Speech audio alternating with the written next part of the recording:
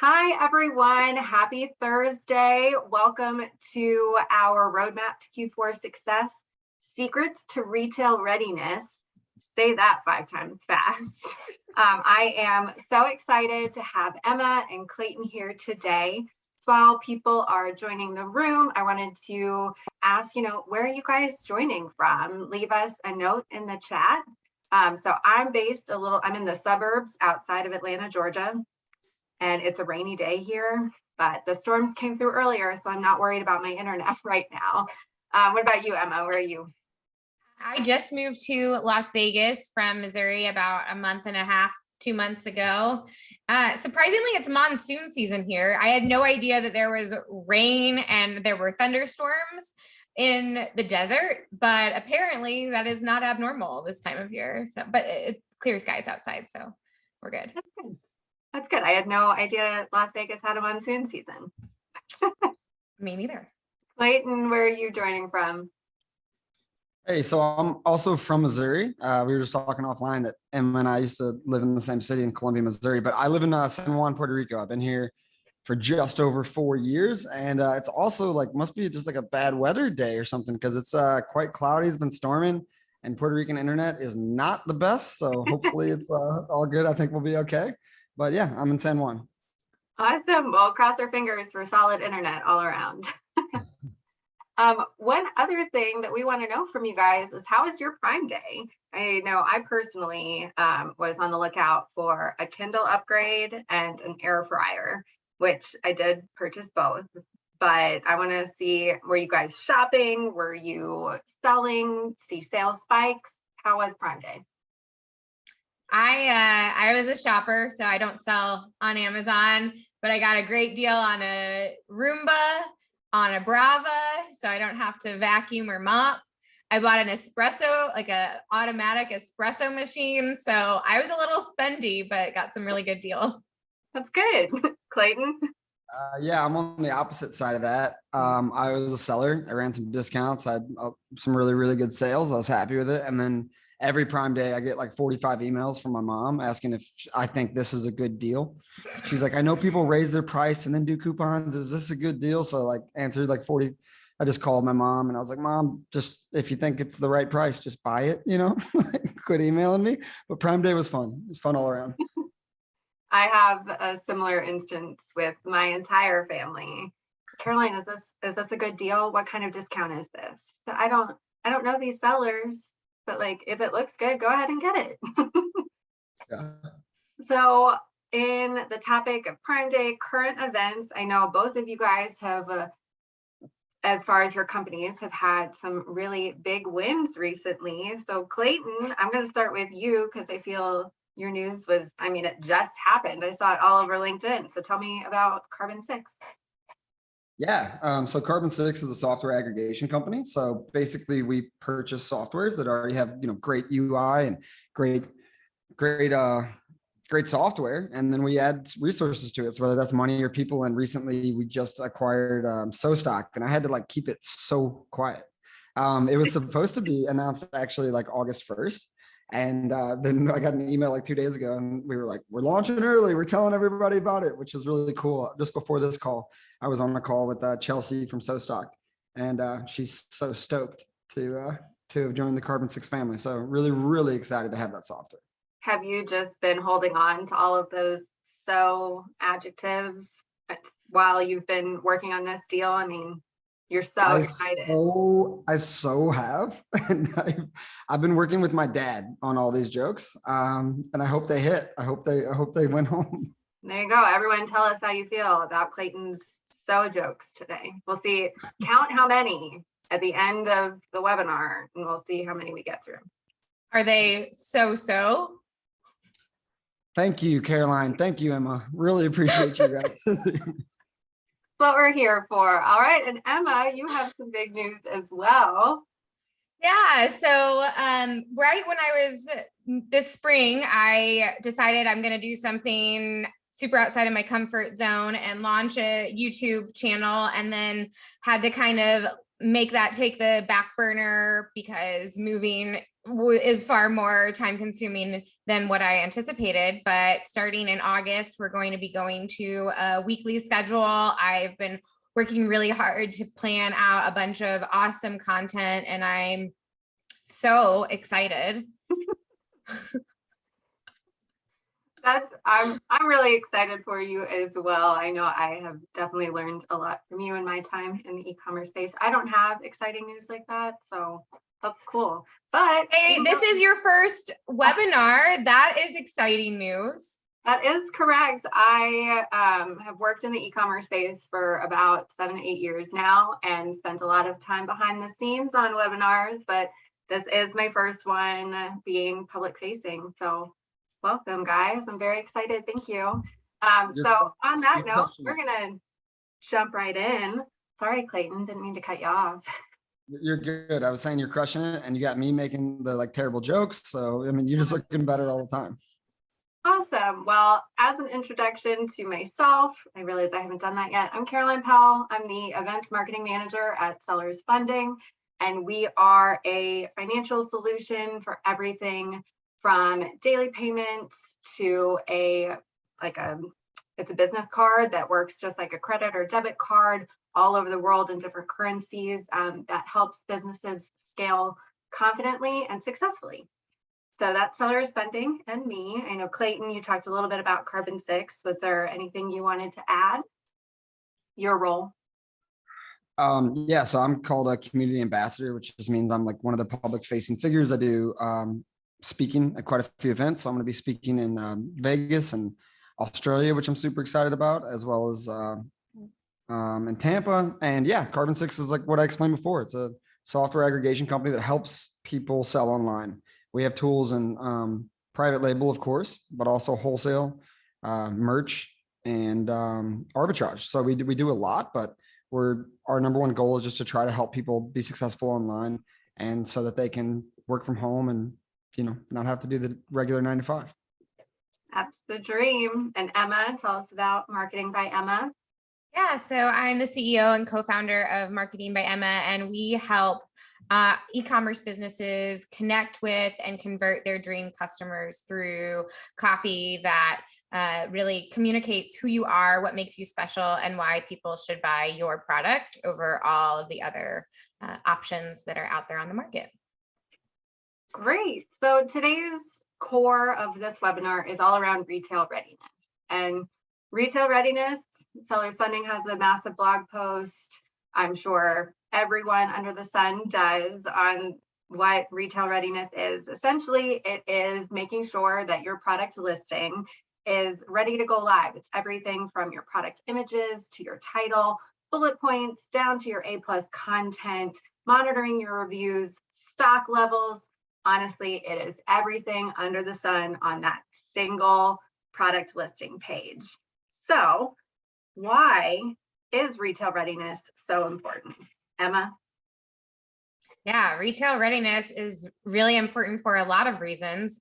Of course, if you're not retail ready, you can't actually sell your product. So that's first and foremost, but there's also a difference between having it good enough just to be launched and really honed in so that you can make sure to burst out of the gates with as much forward momentum as possible. So one of the things that's really important to consider if you are a new brand or you don't really yet have a lot of that customer trust and customer search and all of that is that you need to take advantage of that beginning time, which has been coined the honeymoon period. And this is where Amazon is giving you a chance to be able to rank and get in front of customers that you may not otherwise have the opportunity of doing as a new product. And so in order to make sure that you're really taking advantage of that opportunity, having a solid listing, great photos, and doing everything that you can to position your product well, to make sure that you are set to convert as many of the right kinds of customers as possible. And all of that becomes all that much more important so that you can then capture that forward momentum and really build that into a business with a lot of firepower. That's great. And Clayton, I know you had a lot of thoughts on this as well. Yeah, copy and paste everything Emma said. She knocked it out of the park. And I mean, honestly, it's how you make your money, right? If you have a fantastic listing, that's what converts. We're in business, right? So we need to make money. That's the number one thing. And I think that retail readiness to me is like your first exposure to a customer. So whenever you're imagine yourself as a shopper, like when you're looking at a page and if the pictures are bad or there's grammatical mistakes or it just doesn't look good, you in your brain connect that to the product and you think the product might not be good or the service might not be good if there's an issue with the product. So it's really, in my vision, like your first but the most important touch point with the customer. And it's kind of saying, hey, I'm a serious seller, I have a serious product that is going to seriously make you happy. And yeah, so I mean, but at the end of the day, it's to make money. So you need to be retail ready if you want to be profitable. I always think it's helpful to like imagine, because a lot of times this stuff, it's like it's online, it's impersonal, and it's hard to kind of like fully understand why is this truly important. But if you were to think about it as a salesperson, it's sort of the equivalent of like, do you want somebody showing up who just rolled out of bed after getting a couple of hours of sleep because they were out all night partying, they smell like cigarette smoke, they look terrible, they're not showered? Or do you want someone that's coming in, they just got a full 8 hours, they've had their coffee, they're bright-eyed and bushy-tailed, freshly shaved, wearing a nice pressed suit? Which of those people is going to make the impression that you want to make with your customers? Which one is going to impress, convey trust, show that you take things seriously, that you respect what you're doing? And so that's the job of your listing. It's not just a matter of you have to have it and nobody really pays attention. All of those little details work together to show, are you a business that people want to be doing business with and that they can trust? Or are you a company that is just trying to make a buck and doesn't really care about the customer at all? That's good. I have a question for you, Emma. When you are optimizing listings, reviewing listings, how do you balance sharing the unique features of a product with communicating that need in someone's life, kind of problem solving?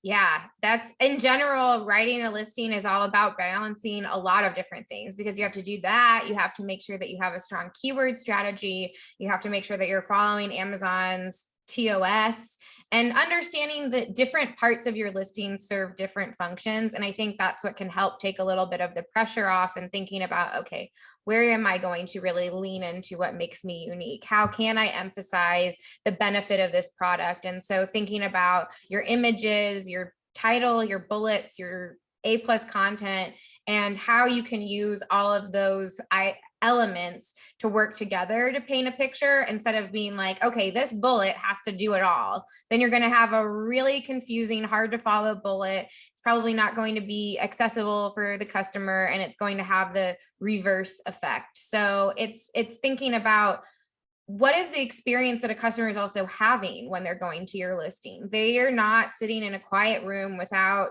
any noise or other people where they can calmly sift through the information. They have notifications, other people, things going on. And so you want to make it easy to find all of the important information. And so sometimes that also means kind of like slimming it down and not talking about the benefit in this particular point, so that it's easy for the customer to understand, okay, this has those basic functions that I need this product to deliver.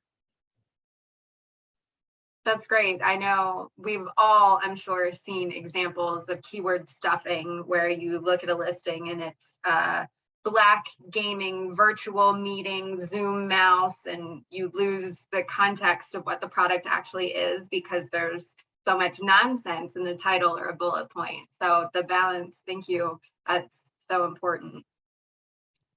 Can you go beyond product listings when it comes to retail readiness? Like how do you think beyond that single page to really be sure that you can launch? Clayton? Yeah. Before you launch or after you launch? At launch, I mean, just take, because retail readiness obviously doesn't stop when you launch your listing. So pre, into, after launch optimization. I know we could talk for hours about this, but Yeah. So, I mean, the answer is, of course, yes. Number one, I think people don't pay enough attention to reviews. There's ways to like quickly learn about, like, almost always, there's always a competitor product before you launch. Like, generally speaking, there's somebody already selling what you're selling or something similar. So go to their pages, check their reviews, see what people are complaining about, see what people are happy about, and try to optimize for those reviews. And that's the same thing you should do whenever you have your own product and it's selling. You know, pay attention to customer service. At the end of the day, like, customer service wins.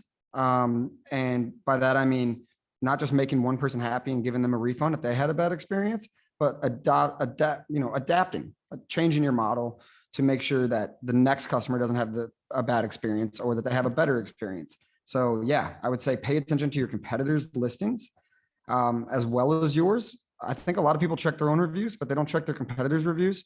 And I think that's something that's just like a quick tidbit that I think is extremely important to do. And then on the same note, make sure that you're giving them the experience from the beginning to the end. We're talking about this listing, right? Hey, the listing needs to look very nice. No doubt, 100% does. That's how you get the sale. But how do you take care of that customer afterwards? How, did they receive the product, and did they enjoy the product? Are you following up with hey, I hope you love this product. I'd love to hear your feedback, blah, blah, blah. Just making it feel like a 10 out of 10 experience from beginning to end, I think is really important. Emma, what would you like to add? Yeah, so the sale isn't final just because somebody clicks buy now or completes their checkout with their cart. It is so easy to return products in 2022. And when somebody doesn't do a good job with their listing, or just because there are a lot of options or any number of other reasons, your job isn't done just because they've ordered the product. And so you really need to make sure that at the very minimum, you're delivering on what you've promised. Because if you've set unrealistic expectations, you are creating an opening for a negative customer experience, which is going to be more likely to turn into a return and also a potential negative review and a lot of wasted time potentially for your customer service team. So being really thoughtful about all of those things, and then also, welcoming customer feedback so that once your product is live and in the world, you can take that feedback and make adjustments either to the product or to how you're presenting it. For example, I was speaking on a panel a couple of years ago at the Prosper Show, and one of the panelists was a representative from a pajama company. And the pajamas that they were selling in particular were very sheer. And so their first set of reviews were incredibly negative, and people were saying these are see-through. And so what they could have done is they could have said, like, okay, this is just a failed product. Well, what did they actually do? They actually repositioned that as a selling point to say these are really lightweight, they're sheer, they're going to help, keep you cool during the summer. And so something that was originally a disappointment because customers were expecting something else, they leaned into to make a selling feature for a product that is now very successful. So negative reviews don't necessarily have to mean the end of your product. It might just mean that you are not doing a good job of communicating clearly about your product, and you need to think more creatively about what you can do to be honest and to make sure that the right kinds of people are buying the product. I think that's so important. I worked in customer service with Amazon sellers frequently, and that was such a frequent point of contention. Was I got negative reviews. How do I fix these? How do I remove these? And it was so enlightening to say, no, don't fix them, don't remove them. That's going to show, first of all, that you're legitimate, because no one is going to trust a listing that has nothing but 5-star reviews. And secondly, it's a learning opportunity. How can you take this, like you said, improve it, spin it, turn it into something that makes you unique from the competition? And I definitely advocate for sellers to do that frequently, as much as they can. So do you guys recommend applying the same kind of approach and tactics if a seller, we're obviously talking about a lot of Amazon sellers, but as they branch out to other marketplaces, Retail Readiness, using the same product titles, product descriptions, do you recommend that they shake it up to make it a little bit different in other places, or stay consistent across the board? I think that you need to play the game wherever you're playing it. So Amazon, we already talked about keyword stuffing. Like, you try to walk a fine line, right? You try to index for as many keywords as possible while still seeming like you're a human being that's on a product, not a robot. On your own platform, like if you have your own web page, Shopify, for example, I think that you can be a bit more like quirky, for lack of a better term. You can like put more personality and give more like fluff, because you're trying to like, I think whenever I'm shopping on Shopify, which I'll be honest, I don't do it a ton, but I do it. Like if I'm on some random page, that like I feel like I'm buying from an individual more than when I feel that way when I'm on Amazon. When I buy from Amazon, I don't, honestly, even though I'm a seller and I know like I'm a seller, I'm a human. When I'm buying on a Shopify page, I feel more like I'm buying from an individual and I'm supporting like more like local small business. And I think that there's an opportunity there to become more personable, come across as more of a human being. And on Amazon, there's still an opportunity for that. And Amazon's really good at doing that.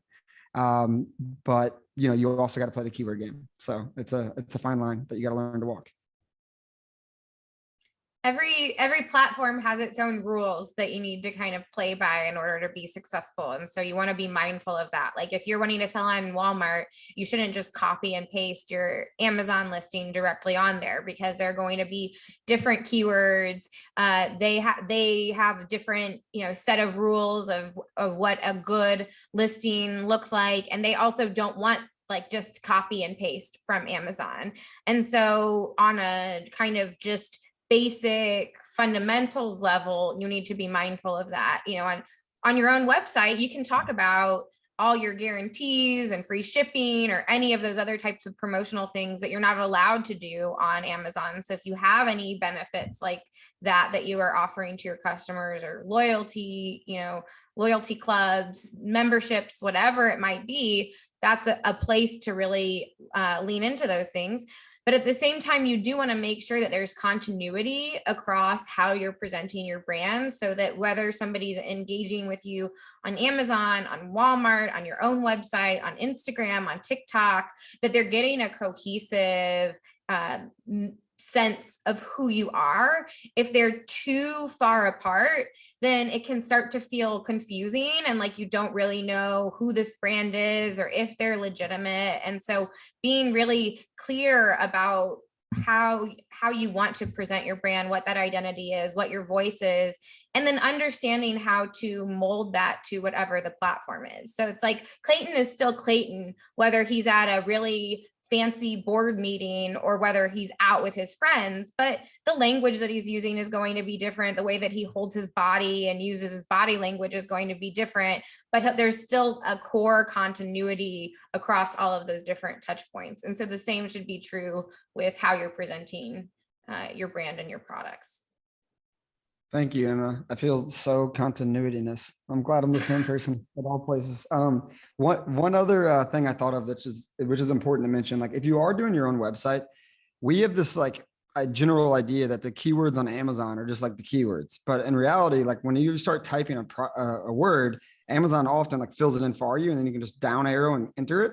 And a lot of times what you find out, if you look at Google AdWords, like doesn't match up with what people are searching on Amazon. They're not the same. So from like an SEO perspective, like the same way you're playing the keyword game on Amazon, you need to play the keyword game off of Amazon, because most of like Shopify traffic comes from Google. So you need to pay attention to like Google AdWords, because they're like oftentimes very different than like the main keywords on Amazon. So definitely do your research on Google AdWords whenever you're building your own website and cater towards that, because they're strikingly different. Yeah, Clayton makes such a huge point. And the same is said for Walmart. Make sure that you're using Walmart research tools. Each platform has its own sort of set of keywords, because something like Google, sometimes you're going in there and you don't even know if a product exists. Like you're just kind of more in that earlier shopping phase of potential product discovery. Whereas if you're going to Amazon, it's not really an ideal place to window shop. So you're not just kind of going to go there and browse. You're going there because you know that you want, what did you say? Black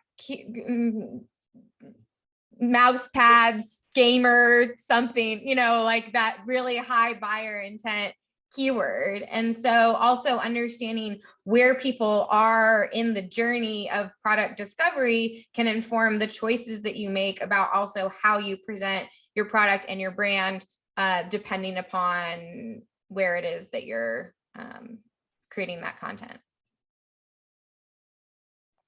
So that's so valuable. And I really appreciate that, especially watching the buyer journey and the different places that you're going for. Amazon shoppers have a different mentality than Walmart shoppers, and we're going into Q4. And so people shopping for gifts search very differently than people shopping for an end product, and not necessarily that you need to get Prime Day into your listing somewhere, because chances are you aren't going to rank for a Prime Day deal just because it's in a listing. But that kind of mentality of spicing up your listing a little bit more based on shopper trends, time of year, seasonality, all of that. So we've talked a little bit about branding and product listings and everything, but what is one other thing that you would recommend brands or businesses have ready leading up to Q4, whether it's a social media profile, fresh packaging, anything like that? I'll defer to either of you. Okay. I mean, I can go. So yeah, like the biggest like mistake I've made as a seller is like running out of inventory in Q4. And that's terrible. It sucks. Like you're making all this money and then it's all gone, and now you have to like rush to get things in. So I always try to now like over plan. I mean, we just bought So Stocked, right? So like use So Stocked to like help forecast, but look at it like yourself as well. Like dive in and figure out, how can I make sure I don't run out of inventory? And I think your marketing efforts should be tied in with your inventory efforts. Like know what you're pushing. If you're doing off Amazon advertising, or if you have like a big Facebook group, or it's easier if you don't. Like the less sophisticated you are, the easier it is to plan. But if you are a more sophisticated seller, which I know a lot of funding sellers are, then you need to, like, if you have more than one department, or even if you're just running both, like think about it holistically. Don't just think about, hey, this is my inventory last year. This is my sales, in Q2 or Q3 compared to last year. So it's probably going to be the same. Like think about the entire business. And if you have a marketing team, like make sure that you're aligned with what they're doing. Like that's happened to people where marketing does this huge blitz and then inventory like wasn't ready. So yeah, don't run out of inventory is the big one. And separately, I don't know if this is like the same question, but I think there's like so much value. I like straight up, it looks like Christmas paparazzi like descended on my listings. Like when Q4 hits, I make it look so Christmassy. Trees are everywhere, like ornaments, like you just can't believe it, because people like that fuzzy feeling of feeling like they're buying from somebody that, also wants them to have a good Christmas. I have kids smiling like with the product next to the tree, all that. I go all out, and I think it maybe it's just in my head, but I think it makes a difference. Yeah, that's, it's like if you have a store, kind of going back to the more tangible experiences, it's kind of weird to walk into a store in late November and it to have nothing holiday related. Like it would feel out of place and uncomfortable. So you should be thinking about how you can replicate that with your efforts online. But I do think it's also important to be honest with yourself of whether a product is truly giftable. Now, it doesn't mean that you're going to have a terrible Q4, but I think that a lot of people kind of get lured into this belief that like, oh yes, this is just the time where people will gift anything. And just because you say it's a gift doesn't actually mean that it's a gift. Like I'm not going to be excited to get a pack of batteries, or like, actually, my dad just bought me this because he was visiting and I have some uneven furniture. This is a Gorilla Pads that you can put to like even out furniture. It was really nice of him. I'm very appreciative for it. But like, if I got this as a holiday gift, I would not be jazzed about that. So, just be considering those types of things. And then additionally, making sure that you're also, a lot of times you get stuck on the recipient and their experience when you're putting together your content. And the other person that's really important, that if you can connect with them, can make it that much better, is the person giving the gift. Because in some ways it's actually the giver that has more of an emotionally charged experience than the receiver. You're opening a bunch of presents, you're like, yeah, this is nice, but like the giver is taking the time to try to find that perfect present to give someone that they care about. And it's a stressful time of year and there's a lot going on, and it's both great, but also kind of terrible at the same time. And so if you can really make them feel seen, help reassure them that this is going to be something that they're going to feel great about giving to that person that they care about, anticipating any potential stresses that they may have, can really go a long way to helping those giftable items be even more successful during the holidays. Yeah, I thought of all great advice. I thought of one other thing. If you guys are selling like subscription items, like for sure hit it hard on the subscription, like the gift that keeps giving. If anybody's in supplements or any health stuff, like that just like crushes during the holidays. Like the idea that like, oh, I'm going to buy somebody something that comes on a monthly basis. They'll think about me every single month, blah, blah, blah. Like people like being appreciated too. So yeah, but obviously Emma's spot on. Like don't pretend that a broom is a gift. Like that's a job, right? So have common sense, but yeah. And don't forget to be inclusive. Christmas is not the only holiday. Very So true. Very you want true. to be 100%. thoughtful. You want to be thoughtful about that and kind of how you navigate that. Some types of things that you're selling, and understanding your customers as well. Some customers, like, they might be offended if you're trying to be too inclusive and they're like, no, it's Christmas. But then other people, if they're seeing only Christmas things, might think like, oh, this is really not current with what I would expect of a socially conscious company in 2022. So that really gets to understanding who your customers are and what kind of imagery and content they're wanting to see from you as a brand. Maybe happy holidays, not Merry Christmas.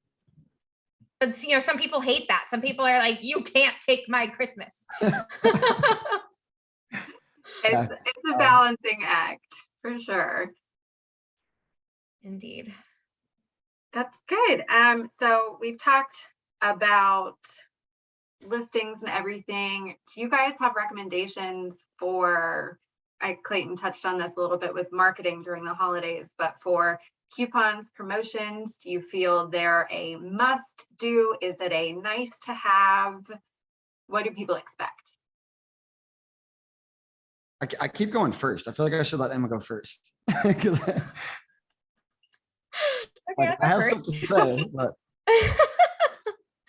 I think a lot of that's going to depend on your category. So thinking about your category and also thinking about how you're positioning yourself in your category. So there are plenty of companies that are really successful that never run promotions at all. They say this is the price. They've trained their customers that like, if they want the product, that this is the price that they're going to pay. And you can also train your customers to think, I'm never going to pay full price, because they're always running a deal. And so if they're not running a deal, I'm just going to wait. And so it really isn't one right answer. And a lot of that comes down to the choices that you want to make as a brand, and the price point that you're selling at, and those types of perceptions, but also being aware of, specifically when it comes to Amazon, sort of what's happening in your category, how competitive that is, because those coupons, they're green, they're eye-catching on the search results page. And so it's possible that could be a really valuable tool in your arsenal to help you stand out and grab eyeballs into your listing, even if it's not that great of a coupon. But I'm not a coupons expert. Something tells me that Clayton can speak to this much better than I can. Yeah, I would say throw some coupons on there. Coupon all day, baby. Yeah, I mean, even if you want to raise it $1 and then cut create a dollar coupon, then you'll get the, the lower price slash through later come January. But yeah, I mean, people love feeling like they're getting a deal, especially around the holidays. So yeah, they're eye catching. They work. 50% of people like add it to cart and then like don't actually redeem it because they like, I don't know how that happens, but there's like good math around saying that like it increases sales, but like it doesn't always mean that they're actually using the coupon because they don't like clip it or whatever. Yeah, coupons work, especially during the holidays. I would say the caveat is exactly what Emma said. Like if you're trying to build a really, really strong brand and you want it to be known that you're like never discounted, then but that's, a very niche situation. Like even like, I did my 23andMe last year and they like, it's always $200. And then the holidays, it was like 100. I was like, add to cart, baby, let's go, people love getting deals around the holidays. So I think if anytime there's a time to run a coupon, it's then. But also pay attention to what your competition's doing. Like Emma's 100% right.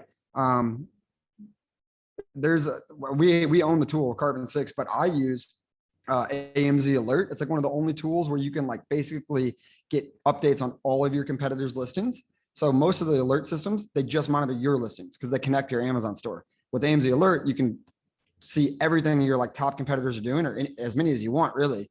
And they'll send you like an update. Hey, your competitor lowered their price or added a coupon or whatever. And so that can like give you some intel about, hey, what should you be doing as well, so that you can combat them. And then also it gives you intel into like what to expect. Like people often employ similar tactics on Prime Day as they do in like Q4. So if you were like watching your competitors on Prime Day, you have like a decent idea of what they're going to do in Q4, etc. So I watch my competition closely, and try to like outmaneuver them basically. That segues perfectly into my next question, which was, how do you guys extrapolate previous sales season data? Are you recommending that sellers look at Q4 over Q4? Can you use data from Prime Day to make decisions about Black Friday, Cyber Monday? What do you recommend, Emma? This is far out of my expertise zone, but I will say pay attention also to just what's happening in the world. And I think these last few years have been a really good indication of that you can be the best planner in the world and unexpected things still happen. And so, be optimistic, set big goals, but also have contingency plans for if something crazy and unexpected happens so that it doesn't completely, destroy your business. Like what happens if you, run out of inventory or a shipment gets stuck somewhere, or the sales aren't what you anticipated? How do you keep that from sinking you and instead just being a bump in the road?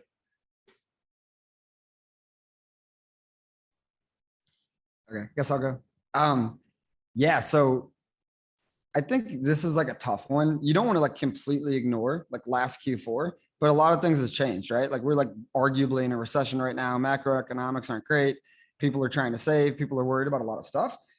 So I would like say too that like Prime Day, like you can pay attention to Prime Day if it was like a bigger Prime Day than others. But generally speaking, like I compare Q3 to like Q3 to better understand like, hey, how were things right before? And also like things change. So just because you had like, I've had products where I just absolutely crushed it on Q4. And then the next year it was like half as good because like the market got more saturated or more competitors entered. So you need to take like, I think a more holistic like view and not just be like, oh, this is what I did last Q4. This is what I'm going to do this Q4. Like that doesn't make sense. And that's not smart. That's why I think Q3 to Q3 is like a better, like, if you're up 10% from Q3 to Q3, then it's probably like that's the most recent time stamp that you have on your business. So yeah, pay attention to what's changed in the market. Has more competitors come in? Have they left? Have prices changed, gone down? Is it a race to the bottom as far as price? Because that'll increase overall velocity as well. So there's a lot to think about there. But I don't put too much weight on Prime Day, to be honest. That is like things that like are outside of your control, like how heavily Amazon markets Prime Day. Like maybe one day, one year they spend 15 million in ads and the next year they spend 30 million. And so they get more sales on that day, but that's stuff that's outside of your control. So I think you need to look more at the macroeconomics and understand like generally what was Q3 to Q3. And then, obviously keep in mind that the economy is not fantastic right now. But yeah, I don't just look at Q4 and I'm like, oh, it's going to be the same thing as last year. Like, that's not smart. So don't do that. That's fair. Now, as we wrap up our webinar, this is my final question. What is one piece of advice that you could give sellers going into Q4? I'll start with Emma. One piece of advice. I feel like I've given most of my Q4 advice. I would really just say, plan, like there's I'm trying to think of what it's called. It's a concept where you imagine the worst case scenario before it's happened, and then you plan for how you would handle it. And I think particularly in this current economic situation that we're in, that can be a really valuable exercise to go through in every part of your business. So what would happen if this happened, and how would you handle that? And then what you're able to do is, if you hit any of those anticipated problems, you've already planned it. So you're not in the heat of the moment trying to figure out what to do. You've had the time to be thoughtful about how you're going to manage it. And then additionally, you can focus more of your energy on the things that are within your control rather than stressing about the elements that are, as Clayton was talking about, are things that you don't actually have power over. So we can do the best that we can do, but there are always going to be a bunch of unanticipated things that happen for better and for worse. But having that forethought, so that you're not needing to make really important decisions in the heat of the moment, can be really, really a valuable exercise to do. Yeah. Great answer, Emma. And then I would say I talked a lot about my suggestions as well. I would say download seller tools, Chrome extension. It's free. It's a free way to audit. Like there's a thing called LQS Pro, Listing Quality Score Pro.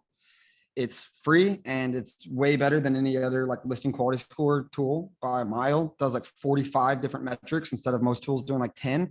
It looks at A+ content, a ton of different things. And like a little like hacky, like it's not really a hack, but one thing that I've started doing that I'm a big fan of, I met this guy in Bend, Oregon at an event. His name is Justin Wilhite. He owns consumerquest.online. So consumerquest.online. And what he does is he worked with Dude Wipes. Do you guys know Dude Wipes? Yeah, it's like a big company. So he's really super connected with all the Shark Tank companies. And I think he's just going to like blow up. He actually works at Twitch, but he does this on the side. And what he does is he makes videos and he compares products. But like if you hire him, he says your product is the best. So you show up on competitors' listings as well on the same video. And the comparison video takes you to your page. And it's a crazy high conversion rate. If you watch one of his videos, he's got 51% conversion rate.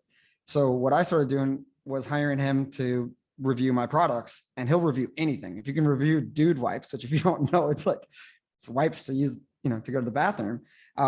He can do it all. And I think that I've really been focusing on listing optimization, which like Emma's like just an absolute pro at. She would knock me out of the park when it comes to that. But LQS Pro can lead you in the right direction, the extension. And then one thing that I've been really big on is when you scroll down and you read the like related videos, that's where Justin shows up, and his stuff works. He's got a really good studio. He's doing it on the side, and I think you should get him while you can, because I think he's probably, I don't know how much longer Twitch will be able to employ him, because he's catching fire and he's really good. We've got so many secrets being dropped today. I had to squeeze one more in before we ended. So I just want to thank you guys so much for being here, Emma and Clayton. Marketing by Emma, great for listing optimization. She's a wizard. I've learned so much. Clayton, Carbon 6, they have so many tools to help sellers now going into Q4 and especially planning going into the new year, because you guys might not even be thinking about that, but really we should be. So that's all that we have for you today. Thank you so much for your time, and I hope everyone has a great one. Thank you. Thanks so much for having me. I had a blast, Caroline. Thank you.